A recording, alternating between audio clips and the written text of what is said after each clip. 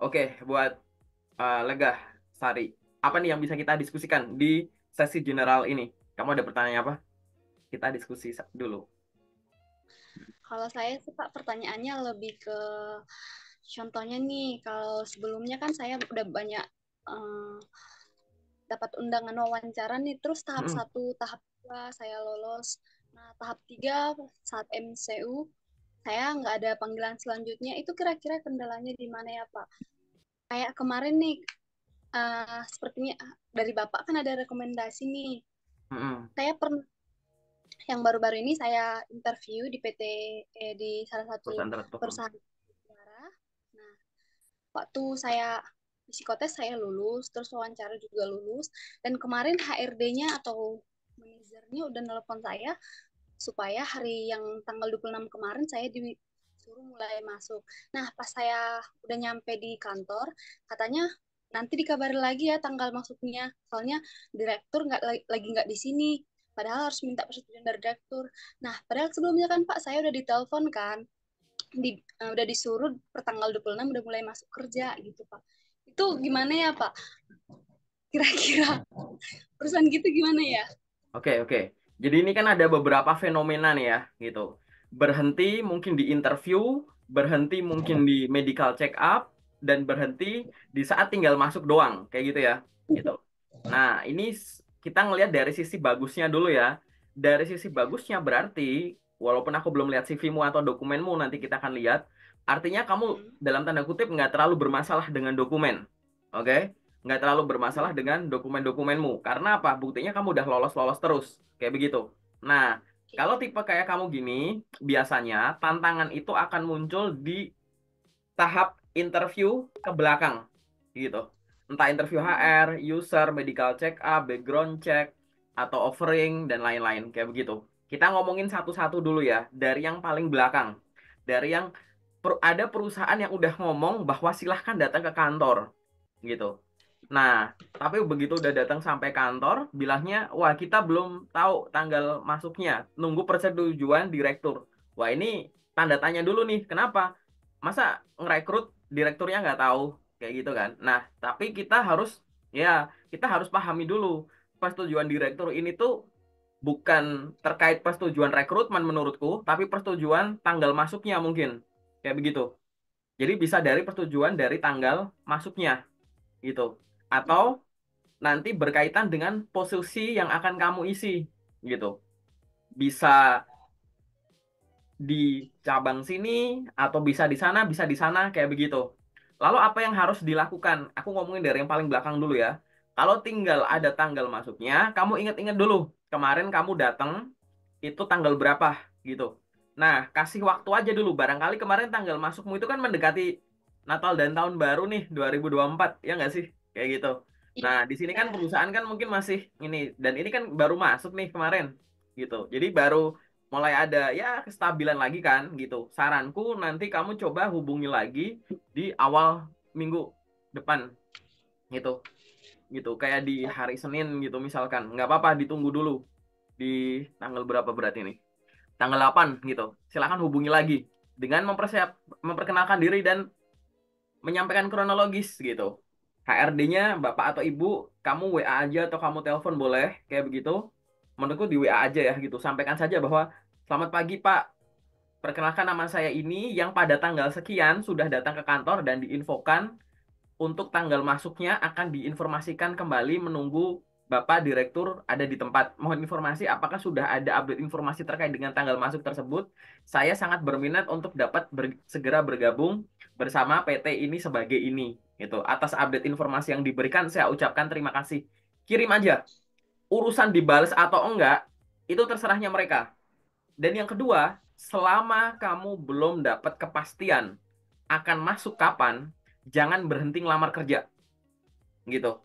Oke, pokoknya kirim terus lamaran kayak gitu, nggak masalah. Ini kenapa? Karena ini loker lagi banyak. Awal tahun ini loker lagi banyak gitu. Jadi selama kayak tadi ya gitu. Karena ya balik lagi proses rekrutmen kalau kamu belum tanda tangan kontrak, belum mulai masuk gitu ya, itu masih bisa dibatalkan gitu. Karena ada suatu kondisi gitu. Nggak mungkin perusahaan lagi ngeprank, iseng-iseng ngerekrut orang walaupun kita nggak butuh gitu. Ya nggak, pasti mereka ada kebutuhan. Baik itu Ya. ya gitu kan ya, recruiter atau yang talent acquisition gitu, yang untuk jangka panjang gitu. Itu juga sama, pasti ada planning. Nah, di sini itu dulu. Terkait dengan follow up tadi ya, yang tinggal masuk. Ini bagus nih, udah ya. Bolehlah kita senang, tapi anggap aja udahlah aku itu untuk nanti, jangan terlalu senang. Nanti kalau ada kabar baik ya anggap aja itu jadi kejutan aja buat aku, kayak gitu. Oke ya, gitu. Nah, sekarang kita mundur ke tahap sebelumnya nih, gitu. Kalau kamu ada tantangan setelah medical check up, ya, setelah Mm-mm. medical check up terhenti, kayak begitu. Padahal, dalam tanda kutip, kamu juga nggak ada penyakit aneh-aneh kayak begitu, maka jangan Mm-mm. terkecoh dari sisi medical check up-nya, gitu. Dalam arti gini, bisa jadi setelah medical check up itu, ya, itu prosesnya cukup lama sampai kamu akan dipanggil ke tahap selanjutnya kayak begitu. Jadi barangkali masih ongoing. Apalagi kalau misalkan medical check up ini kan berbayar ya gitu. Ya nggak mungkin Iya. perusahaan akan menyanyiakan informasinya itu, kecuali memang tadi mohon maaf nih ada kondisi kesehatan tertentu yang tidak bisa ditoleransi gitu kan. Tapi kalau memang nggak ada yang aneh-aneh, nanti kita obrolin di sesi kedua aja. Ya biasanya perusahaan ini masih proses aja gitu, transisi, nunggu biar kamu bisa lanjut ke tahap selanjutnya, itu nggak ada masalah. Tapi memang ada juga yang ibaratnya tuh kamu belum medical check up, baru mau kalau lolos, berarti baru selesai user gitu loh, gitu. Baru selesai user, di akhir selesai user itu kamu dikasih tahu bahwa mohon ditunggu, nanti kita akan berikan jadwal medical check up, atau nanti tahap selanjutnya medical check up ditunggu saja jadwalnya melalui email gini gitu. Tapi emailnya nggak masuk, kayak gitu. Iya. Maka di sini yang harus ya mungkin kayak gitu ya, gitu. Nah, kalau kamu ngalamin yang kayak begini, kamu pantau juga dari sisi evaluasinya, dari sisi interviewnya, gitu. Mm-mm. Interview itu lebih dari sekedar bisa menjawab pertanyaan dengan baik dan benar, kayak begitu. Faktor lainnya itu ada banyak. Nah, nanti kita akan obrolin, ya, kita akan obrolin dari semuanya itu tuh apa. Tapi balik lagi, kalau kita berkaitan dengan interview terakhirnya ini berarti user, maka kamu harus perkuat pengetahuan kamu dan kemampuan menyampaikan kamu terkait hal-hal teknis. Namanya user itu kan berkaitan dengan kesiapan kamu untuk mengisi posisi itu. Jadi kamu harus Mm-mm. pahami sudut pandang user, ibaratnya ini anak pengetahuan dan pengalamannya sampai mana. Dia kira-kira kalau bergabung dengan timku, user kan atasan ya gitu kan, bisa atasan langsung atau enggak. Kira-kira dia bisa mengikuti kecepatanku enggak? Paham gaya komunikasiku enggak? Bisa berbaur dengan timku yang udah ada enggak? Gampang diajarin enggak? Gampang diarahin enggak? Nah, kayak gitu kayak gitu. Nah, ini tuh berarti tidak hanya berkaitan dengan pengetahuan dan pengalaman saja ya, tapi yang berkaitan dengan soft skill itu juga harus ada ibaratnya kayak gitu. Nah, nanti kebetulan nih aku bukan HR ya, aku user gitu. Jadi nanti di kita obrolin lagi lah di sesi yang kedua kayak begitu ya, gitu. Jadi berkaitan dengan interview itu. Nah, biasanya orang itu terhenti di suatu tahapan bukan karena dia jelek gitu. Biasanya ya walaupun mungkin tidak sesuai dengan ekspektasinya ya, tapi tetap di dalamnya itu apa? Kamu harus menyadari bahwa kamu bukan kandidat tunggal. Suka nggak suka, mau nggak mau, kamu pasti akan dibandingkan dengan orang lain. Orang lain itu siapa? Satu, bisa job seeker lain. Kedua, Mm-mm. bisa orang yang sebelumnya ada di posisi itu. Gitu. Jadi nggak selamanya dibandingkan dengan orang lain itu dibandingkan dengan kandidat lain. Ibaratnya lah dulu sih ini waktu di posisi ini bisa gini gini gini. Nah, kayak gitu kayak gitu. Itu juga mungkin akan terjadi dan itu tidak perlu dilaporkan ke kandidatnya. Itu kan rahasia dari sisi perusahaan gitu kan, konfidensialnya perusahaan, dan keputusan apapun tidak bisa diganggu gugat gitu. Sehingga dari semua tahapan, bahkan dari awal nanti kita review CV-mu, pada Mm-mm. saat kita menuliskan CV, mengikuti tahapan seleksi administrasi, psikotes, interview ke belakang, kamu harus punya kesadaran, oke, setiap saat aku akan dibandingkan dengan orang lain. Makanya di periode perkenalan diri ini kan kamu kenalan sama perusahaan dalam waktu terbatas, kamu harus selalu memberikan kesan terbaik, kayak begitu. Nah, Mm-mm. jadi pada saat kita nyusun CV, kita sambil bayangin. Bayanginnya pakai sudut pandang lawan bicara. Kira ini yang aku tulis nih udah jujur nih. Tapi kira-kira sama pembaca udah menarik belum sih? Kayak gitu. Atau interview juga sama. Oh, kalau ditanya gini aku tahu sih jawabannya tuh berkaitan dengan ini. Tapi kalau penyampaiannya begini, Kira-kira bagi pendengar gimana sih? Bagi lawan bicara gimana sih gitu? Nah, sesekali kita harus memahami lawan bicara semacam itu. Oke? Nah, ini yang berkaitan dengan hal umum yang barusan kamu tanyakan ke aku. Kayak begitu. Lalu apa tips yang aku pengen kasih dari awalan pertanyaan kamu ini ya gitu. Tetap, yang nomor satu, jangan berhenti ngirim lamaran. Yang kedua, ditarget jumlahnya banyak gitu. Ibaratnya kenapa kok ditarget jumlahnya banyak? Jadi gini, karena kamu sudah pernah ada sampai tahap yang sekarang, kamu ngirim lamaran banyak tuh ibaratnya biar kamu yang sampai tahap interview tuh makin banyak. Biar yang sampai offering tuh makin banyak gitu. Jadi sifatnya itu untuk optimasi gitu. Nah, sumber loker kan ada banyak ya, ada yang dari website perusahaan, ada dari job portal, dari LinkedIn, dari job fair mungkin gitu. Nah, masing-masing dari itu kamu harus banyak. Jangan sampai hari ini kamu kirim lamaran 10, besok satu, besok enggak. Besok 20, besok 5, besok enggak. Kayak gitu. Jangan sampai. Kenapa? Karena kita harus punya kesadaran. Setiap hari pasti ada loker baru. Oke? Tiap hari pasti ada loker baru. Tapi aku nggak tahu nih, loker yang cocok buat aku munculnya kapan, Iya, ya kan? benar.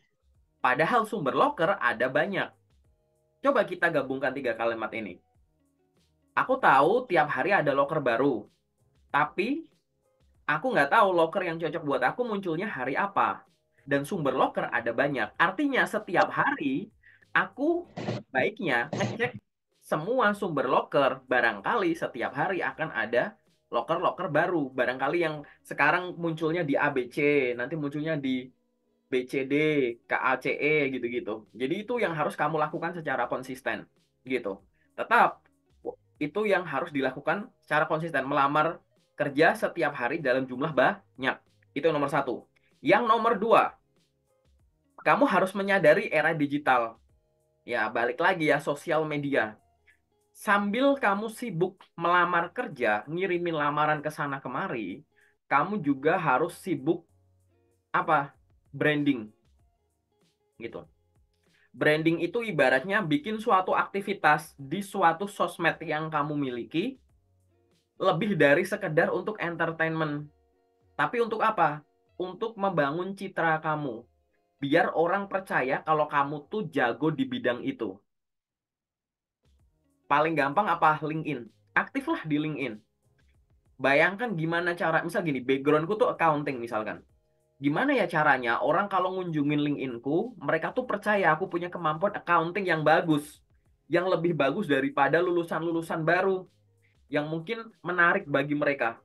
Aku punya Instagram. Gimana caranya orang ngunjungin Instagramku bisa percaya kalau aku tuh selain jago di bidang accounting, aku juga terbiasa untuk berinteraksi dengan banyak orang. Gimana caranya orang ngunjungin Instagramku tapi mereka bisa nemuin LinkedIn-ku apa? Gitu.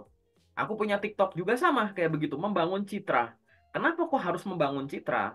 Nah, zaman sekarang orang dapat kerja itu gara-gara dua hal. Ada yang dapat kesempatan kerja itu gara-gara melamar. Jadi kamu ngirim lamaran, tes tes tes tes tes lolos lolos lolos keterima, gitu kan? Tapi ada juga orang yang keterima kerja gara-gara apa? Ditawarin. Tiba-tiba ada nge-DM di IG-nya, nge-DM di LinkedIn-nya, ngirimin email penawaran kayak begitu. Dua hal ini sama-sama mungkin dan mungkin juga bisa kamu alami, gitu. Oke? Dua hal ini sama-sama mungkin. Kenapa? Ya karena tadi ada orang yang melakukan aktivitas, intinya dua hal ini kan seolah-olah berbeda ya. Satunya pasif, satunya aktif. Melamar itu aktif, ya kan? Ditawarin itu pasif, seolah-olah pasif. Padahal enggak. Dua hal ini sama-sama melakukan sesuatu, yaitu apa? Memberitahu perusahaan ada orang sehebat kamu dan tahu bagaimana cara menghubungi kamu. Kalau ngirimkan lamaran, berarti kamu memberitahu perusahaan ada orang sehebat kamu lewat apa? Ngirim dokumen. Dan cara menghubungi kamu lewat mana? Ya lewat kontak yang ada di CV-mu. Gitu. Oke. Tapi kok aku ditawarin lewat LinkedIn juga aktif. Gimana cara memberitahunya? Kalau ngirimkan lamaran, kamu nyebar CV. Kalau di sosmed, kamu nyebar konten. Gitu. Jadi, jadi gitu, begitu menyebar konten, ada orang yang baca kontenmu, mungkin kamu berbagi kamu yang apa yang kamu bisa dan terbiasa soal accounting dan teman-temannya, misalkan kalau bidang accounting tadi yang aku kasih contoh, terus orang lihat postinganmu terus penasaran, oh ini orangnya siapa? Apalagi kalau postingnya konsisten. Akhirnya dikunjungi akun LinkedIn-mu, di review. Oh, kita lagi butuh orang yang kayak begini nih. Kebetulan dia lagi nyari kerjaan. Akhirnya di DM, ditawarin kerja, kayak gitu. Nah, karena kita nggak tahu kerjaanmu nanti yang selanjutnya itu gara-gara melamar atau ditawari, dua-duanya ini mungkin. Kalau dua-duanya ini mungkin, artinya dua-duanya layak untuk diupayakan. Jangan sampai kamu setiap hari sekarang cuma sibuk ngirim-ngirim-ngirim lamaran. Kalau sibuk ngirim-ngirim lamaran, nanti tuh persaingannya tuh ya persaingan konvensional kayak orang-orang biasa. Jadi perusahaan nyebar loker, terus ditangkap sama job seeker. Perusahaan nyebar loker, ditangkap sama job seeker. Ini kan cara biasa. Cara ini tetap dilakukan nggak apa-apa. Tapi sekarang kamu pakai cara kedua. Jangan hanya perusahaan nyebar loker, job seeker nangkep. Sekarang dibalik. Job seeker nyebar sesuatu, ditangkap sama perusahaan. Job seeker nyebar apa? Konten, branding. Paling gampang apa? LinkedIn. Karena di LinkedIn isinya nggak cuma loker. HRD ngumpul di LinkedIn. User ngumpul di LinkedIn. Ya kan? Kenapa kamu nggak kayak coba difikirkan gitu. Bangun LinkedIn-mu. Bikin akun yang bagus. Nanti kita review ya LinkedIn-mu ya. Bikin akun yang bagus. Tiap hari connect dan follow orang baru. Bikin postingan rutin. Sesekali reshare atau repost postingan orang. Kayak gitu. Terus connect ke HRD ke user. Perkenalan diri. Tanya ada info locker enggak dan lain-lain gitu. Dengan melakukan itu pasti akan ada orang yang pasti akan ngintip akunmu kan. Gitu. Kalau akunnya udah bagus, aktivitasnya rutin, wah ini nanti akan tadi kalau orang penasaran lagi butuh, wah nanti kamu akan ditawari kayak begitu. Dua hal ini mungkin teman-teman di grup loker tuh gimana caranya ada orang yang beruntun dapat panggilan tes berkali-kali, seminggu 7 kali, seminggu 10 kali kayak begitu. Ya karena tadi tiap hari tidak hanya sibuk nunggu. Kalau nunggu perusahaan nge-share, ini kan menunggu nih sifatnya. Nah kadang kita tuh harus yang ngejar. Kenapa ngejar? Karena seringkali loker tersembunyi itu tidak bisa ditunggu, harusnya dikejar. Dan biasanya loker tersembunyi itu bukan langsung menemukan lokernya, tapi kita ketemu orangnya dulu, baru orangnya itu akan mengeluarkan lokernya. Bangun koneksi ke HRD, misalkan aku ketemu sama kamu, selamat pagi Bu Sari, terima kasih sudah menerima permohonan koneksi saya, perkenalkan nama saya ini.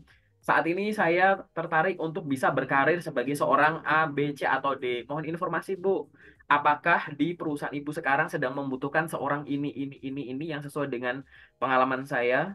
Atas informasi terus kamu sampaikan dipersilahkan untuk dapat menghubungi saya melalui akun LinkedIn ini atau dipersilahkan untuk mereview akun LinkedIn saya, barangkali perusahaan ibu sedang membutuhkan orang dengan kualifikasi seperti yang saya miliki. Terima kasih untuk jawabannya dan salam kenal ya. Ngobrol dulu gak masalah gitu. Tapi aku nggak kenal sama HRD lo, nggak masalah, networking itu begitu gitu.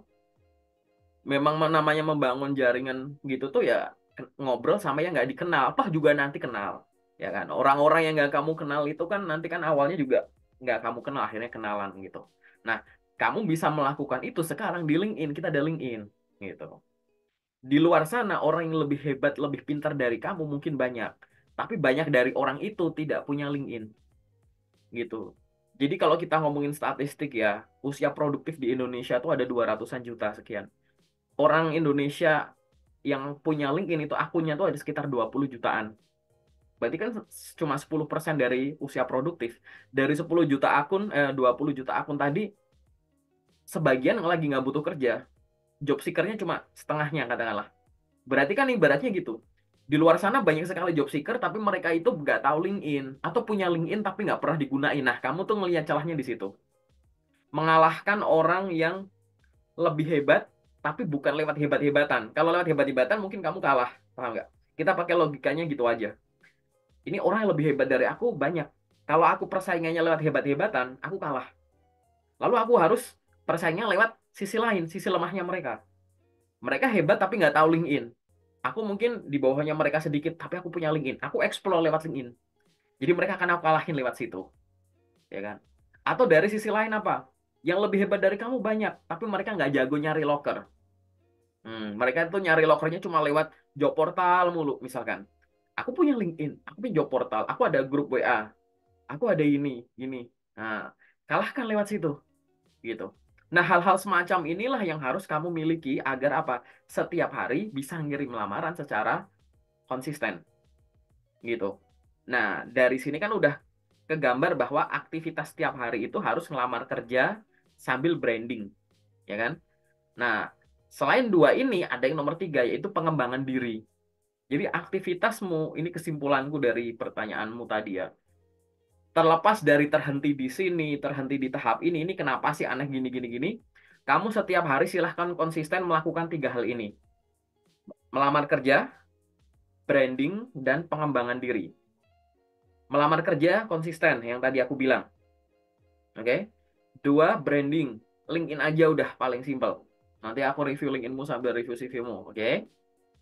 Yang ketiga, terkait dengan pengembangan diri. Pengembangan diri itu apa? Soal ilmu yang kamu kuasai. Baca ulang CV-mu, baca ulang mata kuliahmu.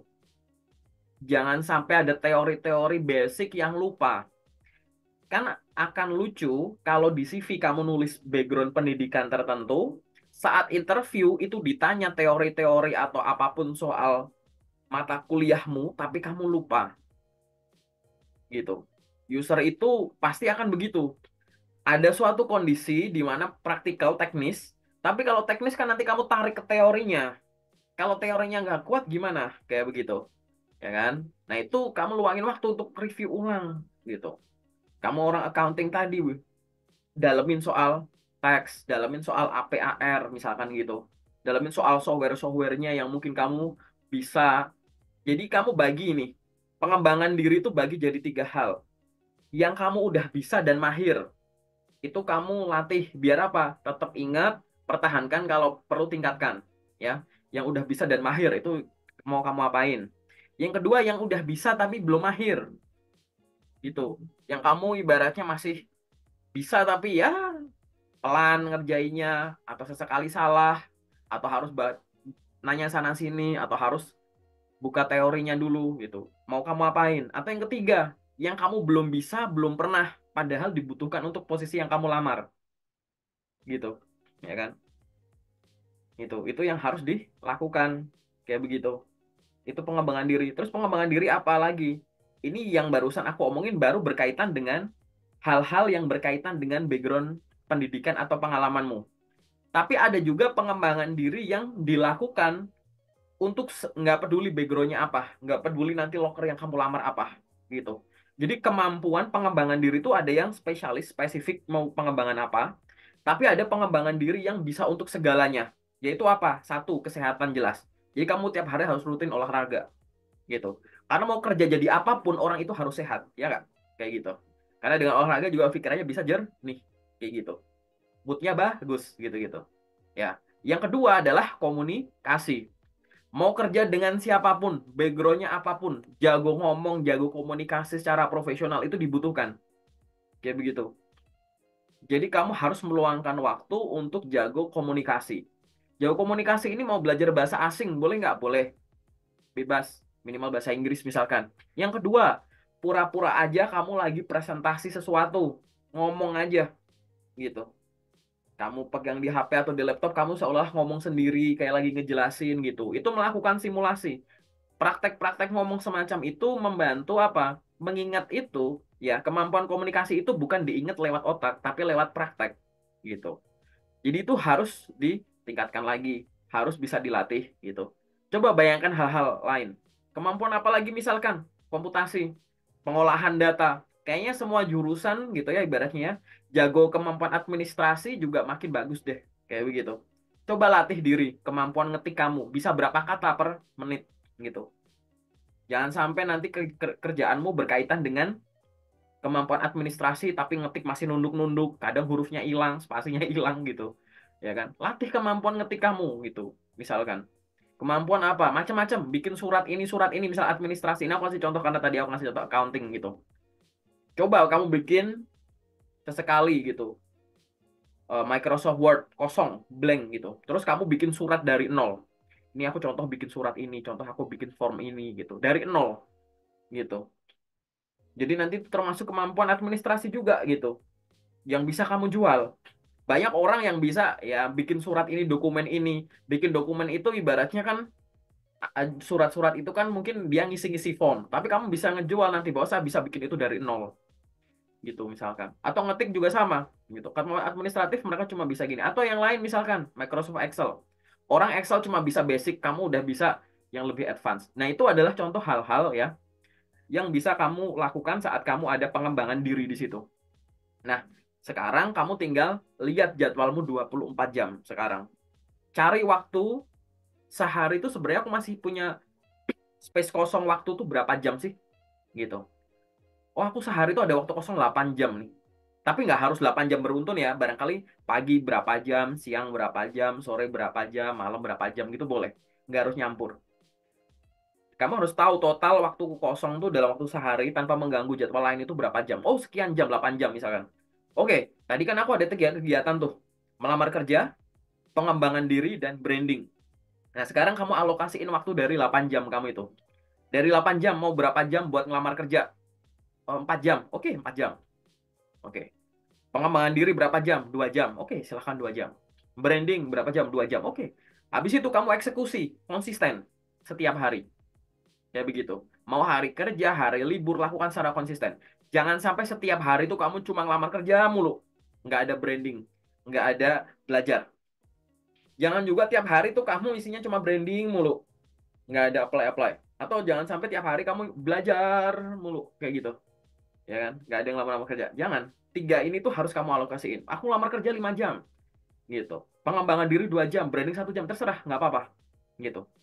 Karena itu yang harus kamu lakukan. Dan saranku, melamar kerja itu menjadi eh, memakan waktumu tuh mayoritas gitu. Karena statusmu kan job seeker. Gitu. Sama kayak gini lah. Kalau kamu ngantuk, tidur. Ya kan? Kalau kamu lapar, makan. Gitu. Kalau kamu haus, minum. Kalau kamu job seeker, ya nyari job gitu. Definisi basicnya kan gitu. Sehingga dari porsi waktumu tadi, mayoritas alokasi waktu kamu berikan kepada apply job gitu. Tapi tanpa menghilangkan dua kegiatan yang lain. Jadi nanti enak gitu tiap hari dan bangun konsistensi. Paling susah tuh bangun konsistensi. Karena banyak faktor eksternal gitu yang ganggu, yang ngajak jalan lah, ngajak ke sana lah, ngajak ngapa, males lah gitu-gitu. Nah, itu yang harus kamu lakukan. Karena tadi aku ngelihatnya, ini aku kasih saran yang konsep dulu ya gitu. Karena dari yang kamu bilang tadi, menurutku mungkin dari sisi dokumen itu kurang kurang ada masalah lah ibaratnya, nggak terlalu bermasalah lah gitu. Coba nanti di sesi kedua kita akan cek gitu. Nah, paling itu adalah jawaban sementara aku ya berkaitan dengan kok berhenti di sini, di sini, di sini. Mungkin ada tanggapan atau pertanyaan lain boleh kita diskusi aja. Kalau pertanyaan lainnya sih Pak, Hmm? menurut Pak, setiap hari itu minimalnya kalau ngirim lamaran itu baiknya berapa? Yang Oke, minimalannya. menarik. Ini aku kasih gambaran dulu ya. Setiap orang tuh terserah. Karena setiap orang yang penting itu bikin target untuk konsisten. Teman-teman yang ada di grup locker, kita realistis yang ada di grup aja, rata-rata sehari 20 sampai 30 per hari. Rata-rata gitu. Kamu kalau mau ngejar angka itu boleh nggak? Boleh. Sekarang kalau kita bayangin, hah, sehari bisa 20. Ya emang gimana caranya? Nah, kita balik sudut pandangnya. Jangan lihat 20-nya dulu. Kita lihat jumlah loker yang kamu pengen. Coba kamu bikin list profesi-profesi yang kamu pengen kerja. Kamu pengen kerja jadi apa aja? Aku pengen jadi A, B, C, D, E. Ada banyak tuh. Misalkan ada 5 gitu kan. Gitu. Kan banyak tuh profesi ya. Nah, sekarang sumber lokernya. Sumber lokernya ada berapa? Oh, aku punya grup WA. Ya kan? Aku punya LinkedIn. Aku punya Jobstreet mungkin.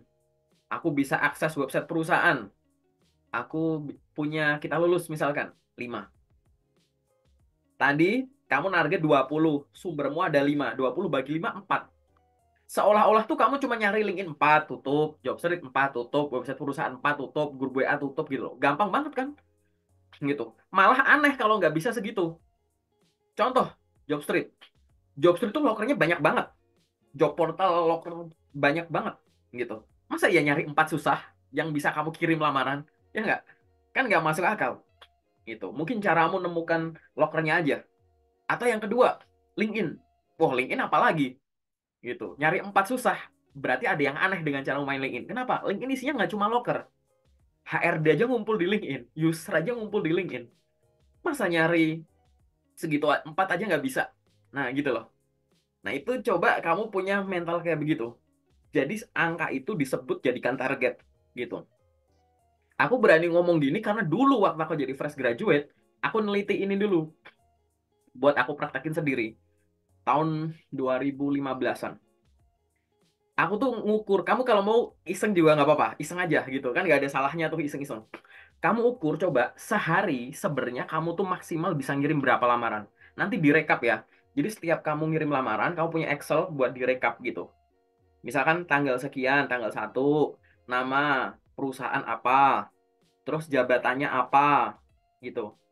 Terus habis itu dapat lokernya dari mana, terus ngirimnya via apa, keterangannya apa, direkap gitu. Kejar.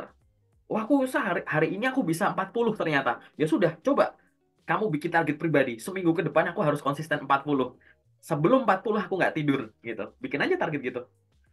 Gitu. Tapi nanti buat apa? Karena masing-masing orang kan punya kelonggaran dan keterbatasan masing-masing, ya kan? Gitu. Tapi kamu harus ngejar angka. Jangan kayak ngalir aja. Kalau ngalir aja ya lucu. Gitu. Ingat tadi kalimatku, banyak loker tersembunyi yang tidak akan bisa ditemukan dengan cara ngalir aja. Kamu benar-benar harus hunting, berburu.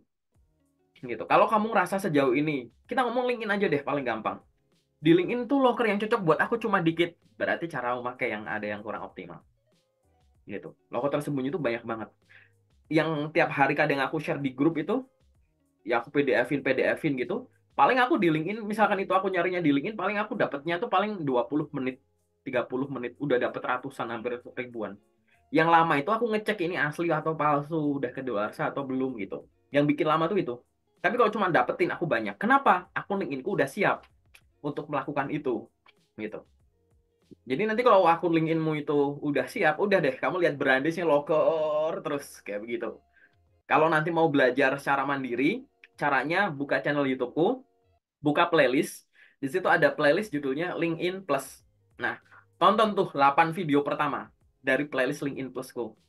Gitu. Kalau nanti kamu paham logika di 8 video itu, terus kamu tahu gimana mainin ke LinkedIn-mu, udah cepat lambat nanti LinkedIn-mu kayak begitu.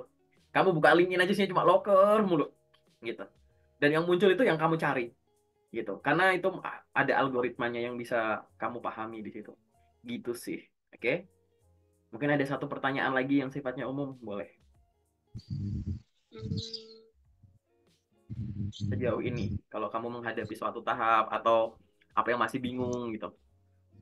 oh ini sih Pak, kan pertama biasanya itu kan kita pertama interview HRD dulu, terus kalau udah lolos dari HRD kita ke psikotes, baru ke interview user. Nah, jadi yang pertanyaan saya itu kan biasanya di psikotes itu kan banyak nih yang diujikan Pak. Menurut Bapak di antara yang ketiga ini yang paling penting itu di psikotes, interview HRD, interview user, mana yang paling penting? Wah, bagus banget ya. Jawabannya adalah semua. Bagus nih. Nih, Hmm. aku kasih tahu ya. Rekrutmen itu suatu rangkaian seleksi, ya kan? Nah, rangkaian seleksi itu ada penilaian-penilaian yang dilakukan secara berulang. Masing-masing tahap itu akan menilai kamu dari ibaratnya permukaan ini, lama-lama lebih dalam gitu. Contoh, kamu ngirim lamaran ke aku, misalnya aku punya perusahaan, aku HRD-nya ya. Oh, ini Sari kalau berdasarkan dokumen yang dikirim ke aku, ini anak cocok nih untuk posisi ini. Oke, kita kasih kesempatan ke tahap selanjutnya. Akhirnya kamu psikotes. Dari hasil psikotes dibandingkan dengan dokumen yang kamu kirim, kayaknya cocok nih. Lanjut ke interview HR. Dari interview HR, bagus nih. Dibandingkan dengan CV dan hasil psikotes kayak nyambung cocok. Oke, HR-nya pede, ajuin ke user gitu. Jadi istilahnya tuh rekrutmen itu adalah penilaian-penilaian yang tadi bertahap kayak tadi. Jadi dari semuanya itu mana yang penting? Semuanya penting. Kenapa? Balik lagi. Kalau proses rekrutmennya itu alur normal biasa, ya kamu nggak bisa banyak ngomong soal interview HR atau user kalau psikotes pun nggak lolos, ya nggak sih? Gitu. Orang psikotes nggak lolos gimana punya kesempatan ke sini, ya nggak? Kayak begitu. Ini kalau kita ngomongin alur umum. Tapi kan terkadang kita tuh bisa alur itu kan nggak kayak gitu. Kadang kamu di DM sama HRD-nya, ya kan? Ini kan kalau di DM sama HRD-nya, HR ini kan udah memberikan penilaian ke kamu dulu, ya nggak? Bahwa kamu cocok. Mungkin nanti kamu udah menemukan atau akan menemukan ada yang interview HR dulu baru psikotes gitu. Dibalik gitu. Atau ada tahap yang lain. Yang nge-DM kamu, yang nawarin kamu ternyata user dulu gitu. User dulu yang akhirnya ngobrol-ngobrol sama kamu nawarin, terus user mungkin ada ya interview awal mungkin lewat Zoom, mungkin lewat telepon. Habis itu baru kontakmu dikasihin ke HRD untuk ngelakuin psikotes untuk ini. Jadi beberapa proses rekrutmen tuh memang ada yang alurnya normal kayak tadi, ada yang kayak begini nih. Tergantung tadi kamu ditemukannya lewat mana dulu, gara-gara melamar atau ditawarin tadi, ya kan? Gitu. Sehingga ketiganya ini adalah berkesinambungan. Artinya apa? Begini, jangan cepat-cepat ngeblame kita kalau kita terhenti di suatu tahap, berarti kita gagal di tahap itu aja. Berarti kita jeleknya di situ. Contoh, aku terhenti di interview HR. Berarti hasil interview HR ku itu jelek. Ya belum tentu. Karena kan yang lain-lain juga akan dibandingkan. Gitu. Aku terhenti abis interview user, kok aku nggak ada panggilan. Berarti userku jelek. Ya belum tentu. Walaupun bisa iya. Kamu juga bisa evaluasi yang tahap-tahap belakangnya. Kayak begitu. Karena ini semua ini kan satu rangkaian rekrutmen. Gitu kan ngeceknya dari banyak hal ya. Gitu. Ibarat nanti kalau kamu mau ngerekrut itu kan kayak beli beli sesuatu gitu ya. Gitu. Misal kamu beli apa ya? Misal kamu beli rumah gitu. Kan nggak mungkin kamu cuma ngelihat dari sisi luarnya doang terus oke ini bagus langsung bayar gitu kan enggak ya gitu. Pasti kan akan dicek semuanya sama kamunya gitu. Ininya lah, furniture lah, listriknya, airnya, lokasinya dan lain-lain kayak begitu semua lah gitu. Surat-suratnya gitu-gitu. Ini sama. Ini dicek bagian ininya. Jadi semua itu penting. Nah, coba nanti kita di sesi kedua kita akan cek untuk yang tadi itu yang kamu tanyain gitu. Kira-kira gimana terus apa yang harus dilakukan. Oke? Tadi sampai di sini secara konsep secara umum paham ya?